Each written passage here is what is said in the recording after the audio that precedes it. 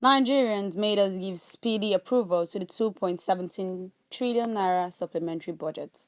And this is coming from the Senate House of Assembly. Now, the Senate has said that the National Assembly took into cognizance the suffering of Nigerians in giving accelerated consideration to the 2.17 trillion naira supplementary appropriation bill. Now, the chairman Senate Committee on Appropriations, Senator Ali Ndume, gave this explanation in a chat with newsmen in Abuja on Saturday. He explained that passing the budget within 48 hours was a patriotic duty. Now, recall the appropriation bill was submitted to the National Assembly by President Bola Ahmed Tinubu on Tuesday, and the National Assembly suspended some of its rules to fast-track its passage. Now, the bill read for the first and second times and sent to for the Appropriation Committee of both chambers. Now, the report of the Joint Committee was presented, considered and approved within 48 hours. While explaining what happened, Ndumi said the increase of fuel prices, cost of essential services and food items have gone up in the country following the withdrawal of fuel subsidy.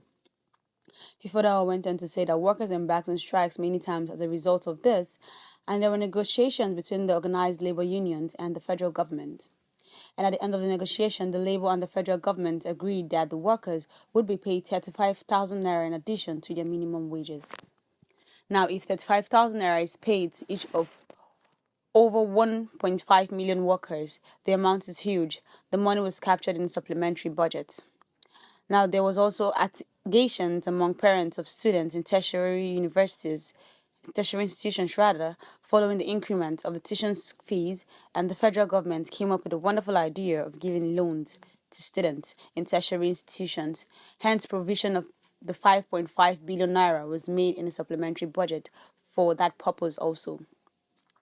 While speaking about what led to the transfer of the 5 billion proposed for the purchase of the presidential yacht to the student loan component, Ndume said the two chambers of the National Assembly met on it and we both agreed to jack it up to 10 billion naira. This is because our members from the House of Representatives argued that the provision of 5 billion naira made for the procurement of the presidential yacht was not necessary at the moment. It was the yacht money that we added to the initial 5 billion naira provision for the students' loan, which jacked it up to 10 billion naira. Now we have already acted upon the 5 billion provided for the presidential yacht and removed it from the budget before the public outcry. Now, it is not true that the Senate was silent on the 5 billion naira provided for the yacht. We had harmonized with the House of Representatives before the Joint Committee of both chambers prepared and presented their report. It was even signed by the two chairmen. The only thing that was the Navy asked us to forget about the yacht and pleaded with us to allow them have the 5 billion so as to enhance their operation, especially in the areas of fighting oil bunkering and crude theft in Niger Delta. And we immediately told them to utilize the operational funds for that purpose. There is also a provision of the 8 billion naira for the takeoff of the new ministers that were created, or the new ministry rather, that were created by the President Bola Ahmed Tinubu-led administration. It is very important for them to get certain things put on ground to start working. A particular amount of money was also provided for the Ministry of Agriculture, which was meant for the purchase of grains as palliative to encourage farmers to engage in dry season farming so as to guarantee food security.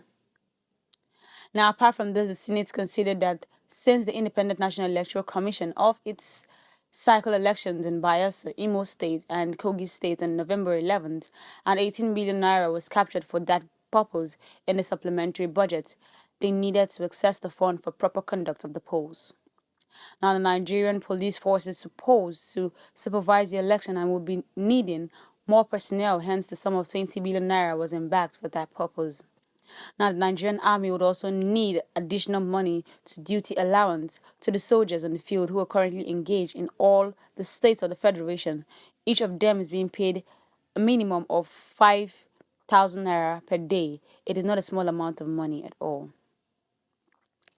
Another item captured in the budget is the housing sector, which got 100 billion naira. The thinking of the government is that it will tackle the challenge of housing deficit in most urban areas in the country. There is also a 300 billion naira allocated to the Federal Ministry of Works. It was not for the construction of new road, but to make the existing roads motorable. This is the opportunity to do so now that we are already in dry season. Finally, there is no single provision for the National Assembly, and we ensure that each geopolitical zone of the country got 8 billion naira to fix roads in their areas. Now, the sum of 28 billion naira was allocated to the Senate House. The funds allocated for the presidential fleet was for the maintenance of the aircraft, which was serviced abroad in dollars. President Bola Ahmed Tinubu did not buy a single aircraft. He inherited all of them and he has to maintain them. Otherwise, if he skips their maintenance, the aircraft would be grounded. We asked questions as members of the National Parliament and we were satisfied with the answers provided. Indeed, Nigerians are actually reacting about the whole share in the new budget, as the 5 billion naira that was intended for the yacht of the president was demarcated and sent into different parts of the bill, or rather of the budget of the 2023.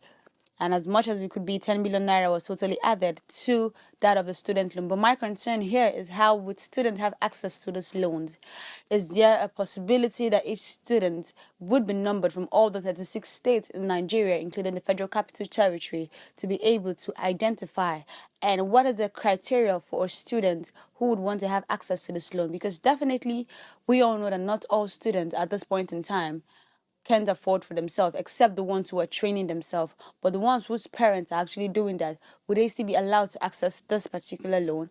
And what is the interest rates the students would be paying back? Now, do not forget, these people are students, probably from 100 level to final year 400 or either 500 level. Probably anything could literally happen. How would the student have access to this loan per se, or how would they even pay back? What is the interest rate, and what is the possibility of this loan being shared round all the geopolitical zones in Nigeria? Is there going to be a segregation at some point? Is there going to be segmentation at some point, whereby one geopolitical zone gets higher than the other geopolitical zone? Is it going to be like that? Whereas it's going to be better, we're hoping that this particular share, my focus is basically on the students' loan, because students are literally going through a lot with the high price of tertiary fees right now. Some people are rather preferring to just go into entrepreneurship immediately after secondary school. So Nigerians got to react about this particular student loan, just like I picked interest.